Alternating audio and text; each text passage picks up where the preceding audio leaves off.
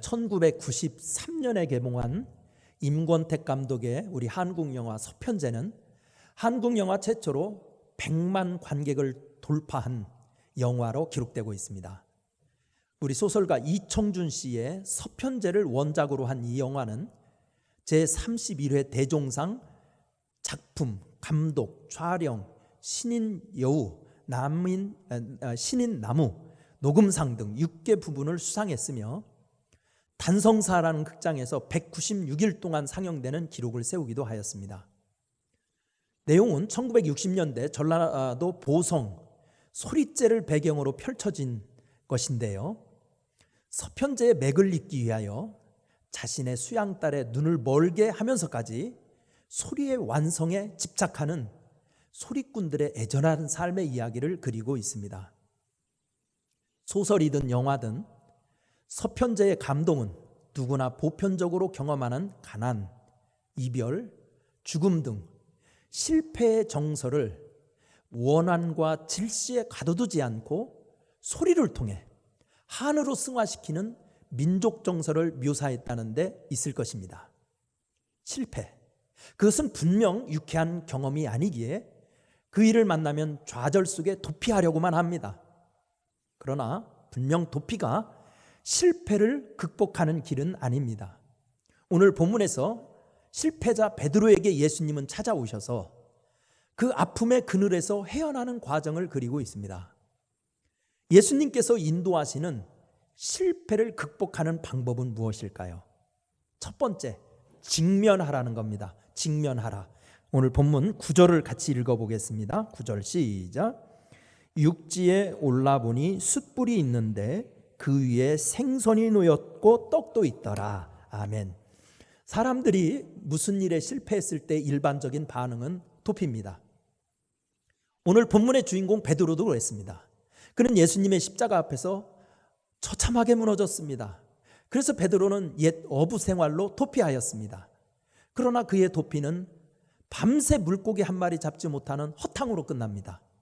그때 예수님은 갈릴리에 오셔서 베드로 앞에 숯불을 피고 애찬의 자리로 초대합니다.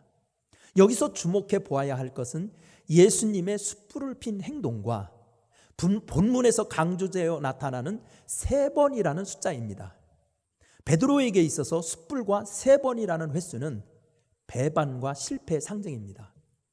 할 수 있으면 피하고 싶고 떠올리기조차 싫은 현장이었을 것입니다. 그럼에도 주님은 굳이 숯불 앞으로 초대한 것은 문제를 피하지 말고 직면하라는 교훈입니다. 그렇습니다. 역사의 신규현을 이룬 사람들은 실패를 두려워하지 않고 직면한 사람들이었습니다. 세계 최초로 세계 일주를 한 마젤란은 항해를 다 마치지 못하고 필리핀에서 죽어가는 순간까지도 계속해서 항해해라, 계속해서 항해해라 이렇게 외쳤다고 합니다. 우리도 롯의 아내처럼 뒤돌아보면 안 됩니다.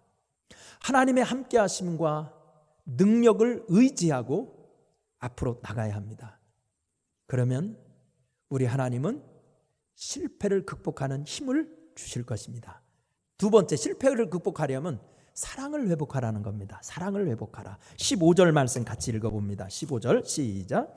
그들이 조반 먹은 후에 예수께서 시몬 베드로에게 이르시되 요한의 아들 시몬아 내가 이 사람들보다 나를 더 사랑하느냐 하시니 이르되 주님 그러하나이다. 내가 주님을 사랑하는 줄 주님께서 아시나이다. 이르시되 내 어린 양을 먹이라 하시고 아멘. 누구든지 실패를 경험하면 정서적인 탈진이 일어납니다. 그리고 정서적인 탈진은 의욕 저하와 무관심으로 이어집니다. 그런데 의욕이 없거나 무관심에서는 실패를 극복할 수 없습니다. 그래서 예수님은 베드로에게 오셔서 배신의 이유를 묻거나 따지지 않고 오직 한 가지 질문, 나를 사랑하느냐? 이 물음만 3번 반복하십니다. 탈진과 무관심을 이길 수 있는 방법은 오직 사랑이기 때문입니다. 그것은 사실입니다. 참된 사랑을 품으면 역경을 뚫고 나갈 힘이 생깁니다. 선교 현장에서 사도 바울처럼 실패와 핍박을 많이 당한 사람이 어디 있습니까?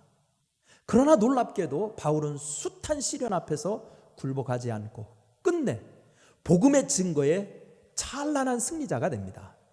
그 힘의 출처는 어디에 있었을까요?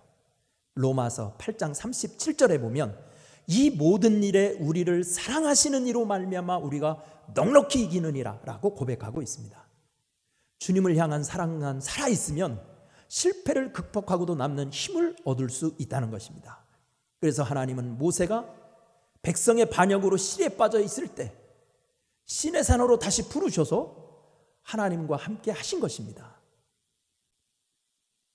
모세의 마음속에 하나님의 사랑을 불어넣는 일이 필요했기 때문입니다. 주님을 향한 사랑의 회복은 역경을 이기게 합니다. 세 번째, 우리가 실패를 이기려면 사명을 붙들라는 거예요. 사명을 붙들라. 15절 말씀을 다시 한번 보시면 좋겠는데요, 세상의 이치를 보면 자기에게 맡겨진 일을 계속 실수하거나 실패하면 역할과 자리를 빼앗아 버립니다. 이런 이치를 극명하게 볼 수 있는 곳이 스포츠입니다. 국민 타자라고 하는 이승엽 선수도 프로야구에서 슬럼프에 빠졌을 때 그냥 주전에서 빼버려가지고 2군으로 그냥 쫓겨나야 했습니다. 축구 선수도 여러분 한동안 잘해도요, 실력이 나오지 않고 슬럼프에 빠지면 방출합니다. 야구 선수도 그렇습니다. 여러분, 이게 세상의 방법입니다. 그런데 오늘 본문을 보면 예수님은 전혀 다른 처방을 하십니다. 배신자 베드로에게 오히려 자기의 양을 먹이라고 맡기고 계십니다. 예수님의 이 부탁 속에는 큰 메시지가 있습니다. 지금 베드로에게 위택한 양떼들은 주님께서 십자가의 희생으로 구한 사람들입니다. 그렇게 예수님께서 양떼를 위해 목숨을 주었듯이 베드로에게도 생명을 걸어야 할 일임을 알려주고 있는 것입니다. 이렇게 어떤 일에 목숨을 걸고 할 수 있는 일을 사명이라고 합니다. 그리고 그 사명의 발견은 세상의 그 어떤 시련과 핍박도 이기게 하는 힘이 있습니다. 그래서 우리 철학자이고 신학자였던 키엘 케고르는 22살 대학 시절에 이런 말을 했습니다. 온 세계가 다 무너지더라도 꽉 붙들고 놓을 수 없는 진리, 내가 그것을 위해 살고 그것을 위해 죽을 수 있는 진리를 발견해야 한다라고 그의 일기에 적었던 것입니다. 그래서 성경은 사명을 붙들 것을 요구하고 있습니다. 지금 우리 사회는 코로나 사태로 인해서 실패와 두려움에 휩싸여 있습니다. 그러나 주님을 의지하면 이길 수 있습니다. 주님을 의지하면 이길 수 있습니다. 마침내 우리도 온전한 믿음으로 실패를 극복하는 승리자들이 되시기를 간절히 축원합니다. 기도하겠습니다. 은혜로우신 하나님, 코로나보다 위대하신 하나님, 세상의 권력자보다 위대하신 예수님, 이 시간 우리가 세상만 바라보고 실패를 두려워할 것이 아니라 천지 만물을 주관하시는 우리 주님만 바라보고 하나님 다시 한번 일어설 수 있게 하시고 실패를 극복하고 넉넉히 승리하는 자리에 서게 하여 주옵소서. 우리가 때로는 신앙의 실패를 한다고 하여도 예수님 바라보고 이기게 하시고, 인생의 실패를 경험한다 하여도 예수님 바라보고 이겨낼 수 있게 축복하여 주옵소서. 오늘 예배하는 우리 사랑하는 목동교회 모든 성도들의 영혼 속에 우리 주님 찾아가 주셔서 오직 주님만 바라보는 영안이 열리게 축복하여 주옵소서. 예수님의 이름으로 기도드리옵나이다. 아멘.